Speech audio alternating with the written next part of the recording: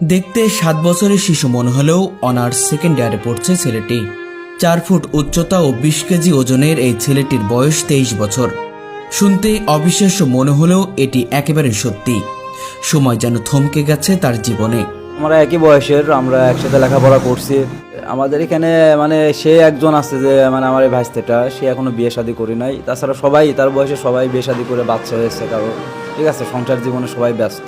নাম নাহিদ হাসান। গ্রোথ হরমোনের সমস্যার কারণে নাহিদ এখনো 7 বছরের শিশুর মতোই রয়ে গেছেন। যদি আবার সেই ছোটবেলায় ফিরে যেতে পারতাম তাহলে অনেকই ভালো লাগতো, কারণ সবাই একসাথে এক সমানে ভালো হয়েছিল। যদি সবাই ছোট থাকতাম তাহলে তো আর এমন মনে হতো না যে আমি ছোট ওরাও ছোট না, তখন সবাই সমান ছিলাম। তার যেন কোনো পরিবর্তন হয়নি, তবে জীবন যুদ্ধে হার মানেননি তিনি। কঠোর পরিশ্রম আর অধ্যবসায় তাকে করে তুলেছেন আজ সবার থেকে আলাদা। আমাদের বড় ভাই সে আর কি, তার মোটামুটি তার সঙ্গে যতটুকু জানি আর কি, যথেষ্ট পরিমাণ সংগ্রামী এবং সাহসী, না হলে এত ধরে আসলে কন্টিনিউ করা যায় না। শারীরিক প্রতিবন্ধকতাকে জয় করে আজ অনার্স সেকেন্ড ইয়ারে পড়ছে নাহিদ। আমি এসএসসি পাস করি 2020 সালে এবং ইন্টার পরীক্ষা দিই 2022 সালে। এখন সরকারি লালন শাহ কলেজে পড়ছি, অনার্স সেকেন্ড ইয়ার। প্রতিদিন সকালে অন্যদের মতোই লেখাপড়া করে ব্যাগ কাঁধে নিয়ে চলে যান তিনি কলেজে। কলেজে ঢুকতেই অনেকে অবাক হয়ে তাকিয়ে থাকেন।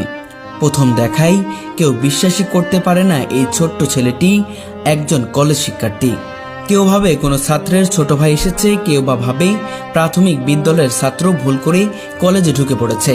কিন্তু না, এই ছোট্ট দেহের ভেতরে লুকিয়ে আছে এক বিশাল সাহসী মন, এক অদম্য ইচ্ছে শক্তি। নাহিদ আমার বড় ভাই, তার বয়স 23 বছর। ছেলে ভালো আছে, নামাজ কালাম পড়ে, বিড়ি সিগারেট খায় না, বাজে কাজে থাকে না। যেহেতু তার গ্রোথ হয়নি, ওনার বয়সে যারা আছেন জি। তারা আসলে কি অবস্থা করবে? কারোর বিয়ে হয়ে গেছে, চাকরির জন্য বাইরেও আছে, সব এস্টাবলিশ হয়ে গেছে। আর যেহেতু উচ্চতা আর হয়নি, তো কর্মপদক্ষেপে যাওয়ার কোনো সুযোগ হচ্ছে না। নাহিদের দিন কাটে গ্রামের ছোট ছোট বাচ্চাদের সঙ্গেই।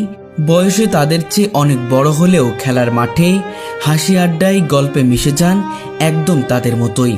5, 6, 7 বছরের বাচ্চারাই এখন তার নিত্যদিনের খেলার সাথী। তাদের সঙ্গেই তার আনন্দ, তাদের সঙ্গেই তার সময় কাটে। কান্না করে তো কোনো লাভ নেই, আল্লাহ সৃষ্টি করেছে, আর কি করব। যাদের সাথে আমি চলাফেরা করছি তাদের ছোট ভাইদের সাথে এখন চলাফেরা করতে হয়। দেখা যায় এদের পরে আবার ছোটদের সাথেও চলাফেরা করা শুরু করতে হবে, তাহলে আর তাছাড়া আবার কি করবো জীবনে।